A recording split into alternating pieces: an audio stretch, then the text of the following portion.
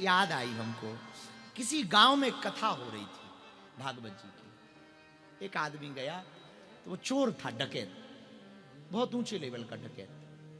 तो भागवत में जो भागवताचार्य व्यास जी थे वो कथा सुना रहे थे और भागवत जी में ठाकुर जी के स्वरूप का वर्णन कर रहे थे। कस्तूरी तिलकम ललाट पटले वाली चर्चा कर रहे थे। भगवान कौस्तुभ मणि पहने हैं, बड़ा प्यारा मुकुट पहने हैं, बड़े प्यारे लग रहे हैं, ऐसी ऐसी कीमती मणियां पहने हैं। चोर ने कहा कि छोटी मोटी चोरी करने से क्या फायदा, कोई सेठ की जिसकी ये बात बता रहे हैं वही मिल जाए, उसी को लूट लें तो जिंदगी सेट है, लाइफ सेट है। छोटी मोटी चोरी क्या करना, बड़ी चोरी करो। तो उसने सोचा कब भागवत जी पूरी होवे और कब पंडित जी से पूछेंगे जिस सेठ का तुम बता रहे थे बांके बिहारी रहता कहाँ है। अच्छा, उसे पता थोड़ी था, उसने कभी वो कथा था सुनी नहीं, नास्तिक था, आस्तिक तो था ही नहीं, उसे पता ही नहीं कि बांके बिहारी है क्या। उसे लगा कोई सेठ जी का वर्णन है जो इतना सोना चांदी पहन के रखता है। जैसे ही भागवत जी भाई सोई चाकू लेके पहुंच गया, बोले धरा पंडित जी। बोले जी, बोले ये बताओ तुम जिनके बारे में आज सुना रहे थे वो रहता कहाँ है। बोले कौन। अरे बोले कौन मौन छोड़ो, ये देखो चाकू, एक बार नस काट दी सीधा धल धल गिरेगा खून नीचे, टपक जाओगे, लौट के नहीं उठ पाओगे, भागवत जी नहीं कह पाओगे। हम जो पूछ रहे वो बताओ। बोले क्या।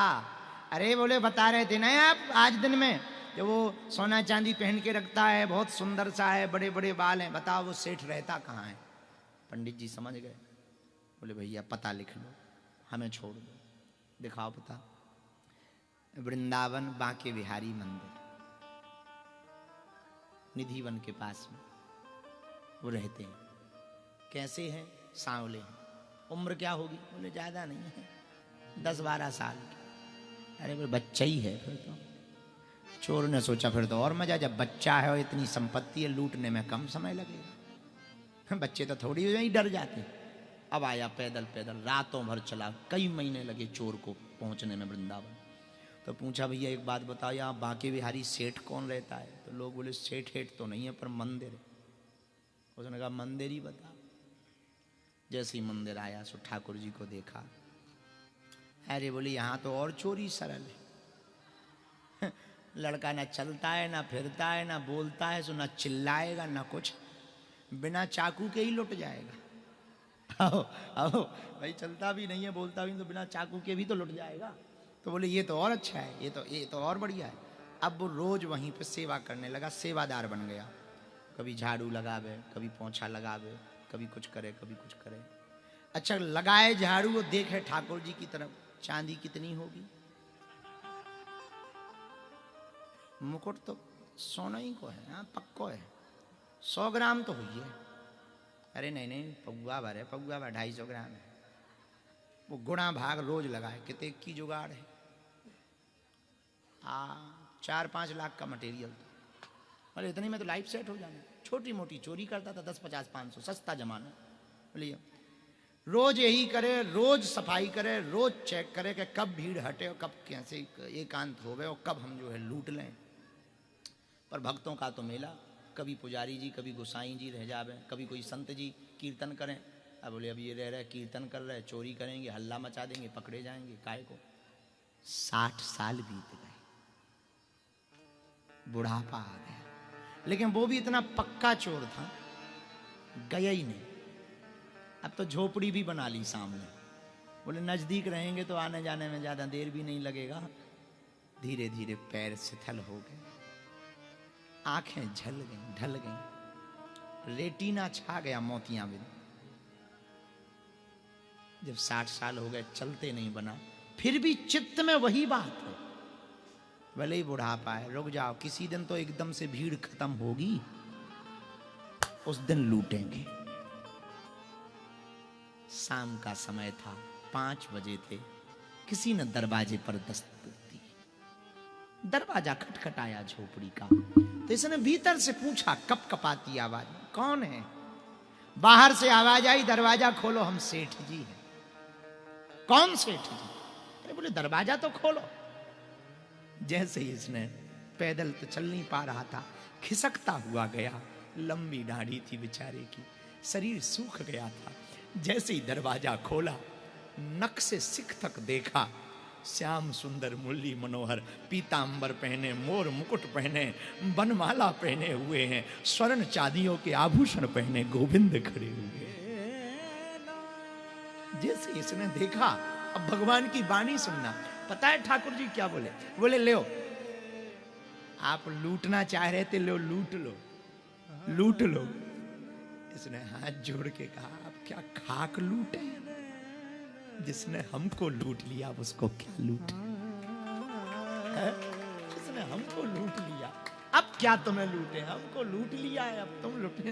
अब कह रहे लूट लो, हम लूट गए। इधर देखो हालत। अब आप कह रहे कि लूट लो, सब कुछ तो लूट लिया, अब लूटते नहीं। ये प्रेम है, ये पराकाष्ठा है। इनकी प्रेम में आप पढ़ोगी ना, ठाकुर जी के प्रेम में, सच में लुट ही जाओगे। और तुम्हें लुटने का भाव हो तो ही आना। हाँ, लूटने के भाव से आओगे तो भी लुटोगे।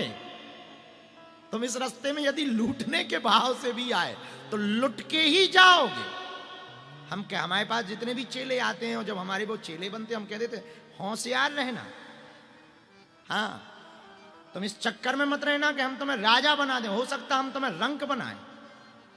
हाँ, लेकिन ये पक्का है, रंक बनाने में भी मिजाज तुम्हारे, फकीरी में भी मिजाज तो सम्राटों जैसे रहेंगे। चाल तो ऐसी रहेगी जैसे कोई सम्राट बैठा हो। और जिंदगी में भक्त के पास होता ही कुछ नहीं।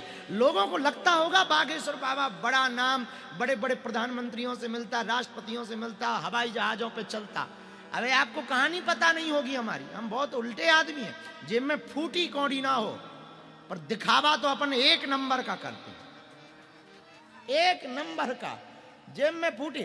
जिस दिन अस्पताल का संकल्प लिया, हमारी चेले हमें छोड़ के भग गए थे। बोले उल्लू हो, 300 करोड़ का हॉस्पिटल अपने गांव में बनाओ। अरे वृंदावन चलो, अयोध्या चलो, आश्रम बनाए, बढ़िया ठप्पे के साथ रहे। यहाँ कहाँ उल्लूपना कर रहे? अरे उनका हम यहीं बनाए। और जिस दिन हमने हॉस्पिटल का संकल्प लिया था, 300 करोड़ के हॉस्पिटल में 300 रुपया नहीं था। अब भी नहीं है, पर ये तो है कि भैया आनंद तो इतना है। अभी बताए हम कुछ दिन पहले कि वो एक बहुत बड़े दानी आए थे बैग लेकर के। बोले हम दान देना चाह रहे हैं। हम तुमसे मिलना नहीं चाहे, क्योंकि उन्होंने बैग दिखा दिया। बैग दिखा करके मिले तो फिर तो धंधेबाज हो गए। हम में और वेश्या में अंतर ही क्या है? हाँ, हम में और उसमें। फिर नर्तकी में क्या अंतर है? नर्तकी भी पैसा देकर नृत्य करती है, और साधु भी यदि धन देख करके स्वागत करे तो नर्तकी में और उसमें अंतर क्या है? हमने कहा छोड़ो हटाओ। वो बोला अस्पताल के लिए देना है। हम कहा कार्यालय में जमा कर दो, हमारा मन करेगा 2-4 साल बाद बुलाएंगे। मन करेगा तो, नहीं करेगा तो दान तो तुम्हारा गया, दान तो गया। और देना हो तो दो, नहीं देना हो तो हमें चाहिए भी नहीं। हमें जिससे लेना है वो मंदिर में बैठा है, मांग लेंगे, नहीं मिलेगा तो भी देखा जाएगा। तो प्रेम में तो लुटते हैं भैया, प्रेम में तो लुटते हैं। और प्रेम में तो सब कुछ गौण रहता है, सब कुछ सूक्ष्म रहता है।